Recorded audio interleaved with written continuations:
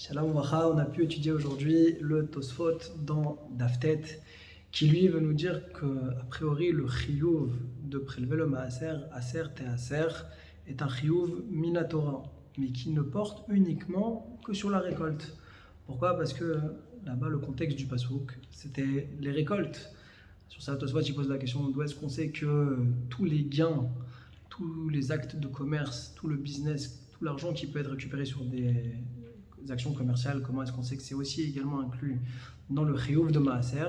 Et il répond parce que c'est marqué et kol tevoat zaracha. Pourquoi la Torah a eu besoin de dire et kol les rabot, tous les cas donc de gain d'argent. Ça c'est les filles shitat Tosfot.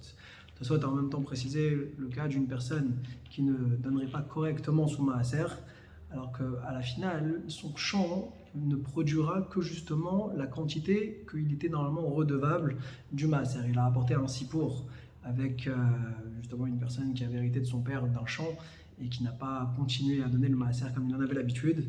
Eh bien, on voit que son champ n'a produit que 10% de ce qu'il était habitué à produire pendant des dizaines d'années. Et les gens qui sont venus le voir sont venus habillés de blanc. Et ils sont venus heureux et souriants. Il lui dit, attends, vous vous moquez de moi, vous êtes content de ma chute, vous êtes content de ce qui m'arrive. Alors l'idée extraordinaire qui va être passée dans cette histoire, c'est que le blanc, ça symbolise justement le Kohen. Comme le Kohen est habillé avec des vêtements de blanc.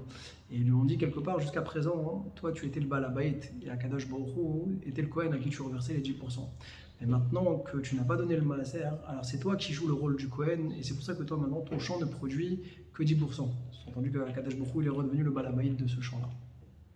On a vu le Shulchan Aruch dans Yoredea Siman Reshman Zayin Seif Dalet, où on nous dit que justement la tzedaka va venir et nous sauver de la mort.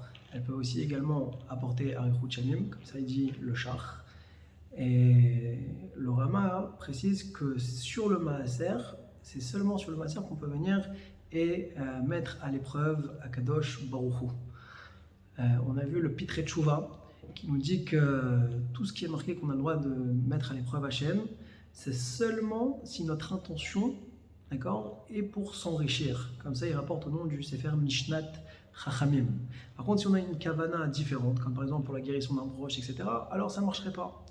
Sur ça, le Shla Kadosh, il nous dit que tout ce qu'on a le droit de mettre à l'épreuve Hachem, c'est uniquement si c'est sur le maaser de la tvoa, de la récolte. C'est entendu la dracha du pasuk aser te aser.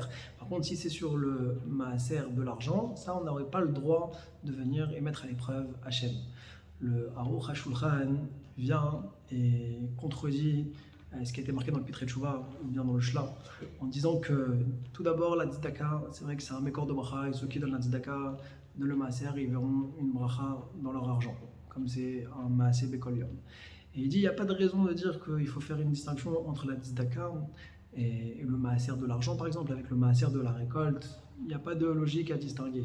Et même dans la kavana pour laquelle on donne, ça non plus, il dit qu'il n'y a pas besoin de distinguer. Et il dit qu'on voit que toujours la tzedaka apporte des bonnes choses.